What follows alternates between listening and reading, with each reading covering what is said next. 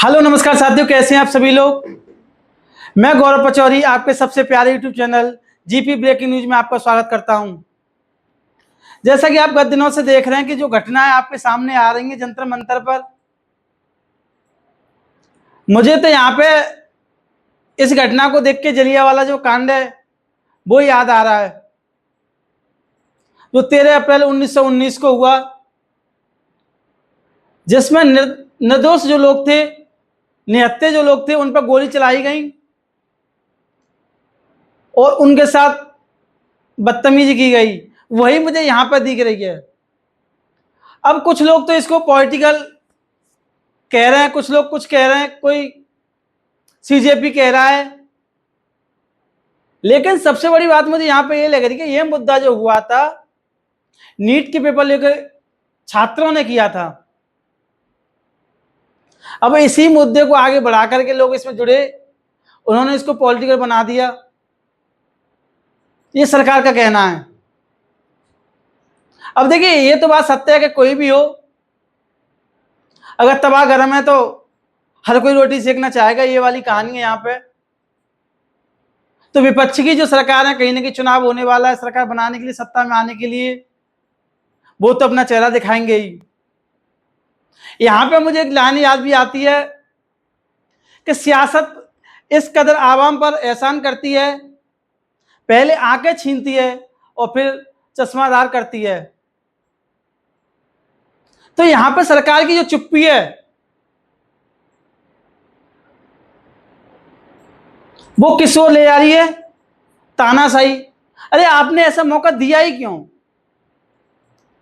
इस मुद्दे को पॉलिटिकल बनाने के लिए आपने समय दिया ही क्यों?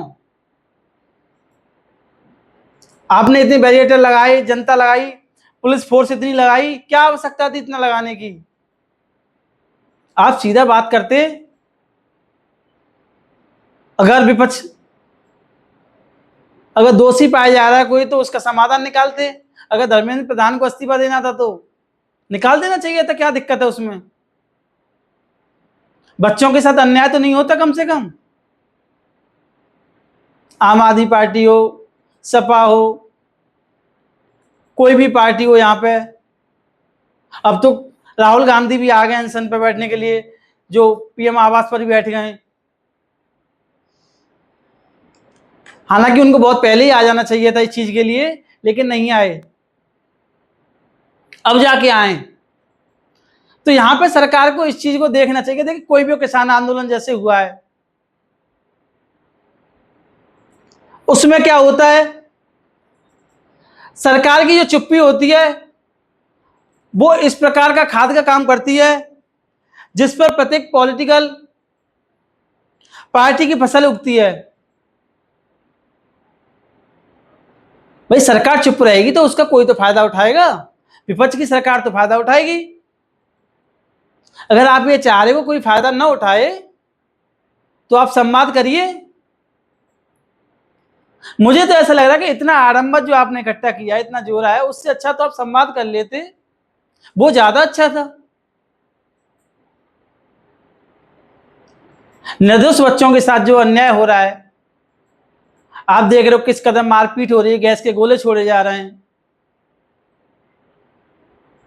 ये कैसा लोकतंत्र है, ये समझ में नहीं आ रहा है। और मुझे सबसे बड़ी बात तो ये आ रही है कि मैं आपको बताऊं कि आप विदेश में भी देखोगे तो ऐसी नहीं है। प्रेस कॉन्फ्रेंस वहां भी होती है। इंग्लैंड में तो 8 दिन के अंदर एक प्रेस कॉन्फ्रेंस होती है, वहां के प्रधानमंत्री को जवाब देना पड़ता है मीडिया को। अमेरिका, वहां भी यही कंडीशन है कि राष्ट्रपति को देना ही पड़ेगा। तीखे सवाल पूछे जाए, कुछ भी पूछे जाए, बेइज्जती किया, कुछ भी हो सकता है, लेकिन फिर भी सवाल पूछो। यहां 12 साल के इतिहास में आप देख रहे हो कितनी बार हुई है। केवल एक बार मौका मिला है 2019 में। वो भी क्या हुआ कि मोदी जी ने कोई सवाल का जवाब नहीं दिया, उन्होंने कहा अमित शाह देंगे। ये मन की बात तो ये चल रही है, ये थोड़ी है। आप संवाद करिए, सवाल पूछिए, जवाब दीजिए, आप सही क्या है, जो पारदर्शिता है उसको लेके आइए। अरे मैं तो कह रहा हूं गलत है तो धर्मेंद्र प्रधान को इस्तीफा दिलवा दो।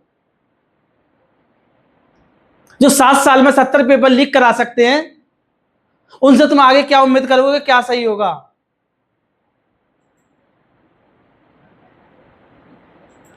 तो बस मेरा मानना तो इतना ही है, आपसे कहना यही है, बहुत ज्यादा तो मैं नहीं कह रहा हूं, क्योंकि आप देख ही रहे हो कई दिन से जो अन्याय चल रहा है दिल्ली में, जिस कदर लोग रोड पर पड़े हैं, हर कोई बोल रहा है, लेकिन पता नहीं क्यों प्रधानमंत्री जी चुप लगाए हुए हैं, एकदम शांत हैं।